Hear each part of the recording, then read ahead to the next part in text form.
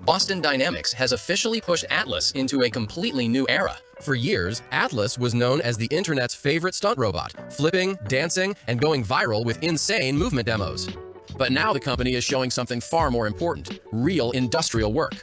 In the latest demonstrations, Atlas is seen carrying a heavy mini-fridge, stacking industrial components, and handling factory-style labor with surprising balance and coordination. Instead of relying only on arm strength, the robot uses full body movement like a human hauling a heavy appliance upstairs, constantly adjusting weight and momentum in real time.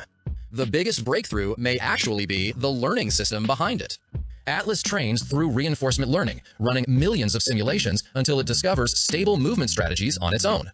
According to Boston Dynamics, the gap between simulation and reality can now be closed in less than a day, meaning engineers could teach Atlas a new factory task overnight and deploy it the next morning.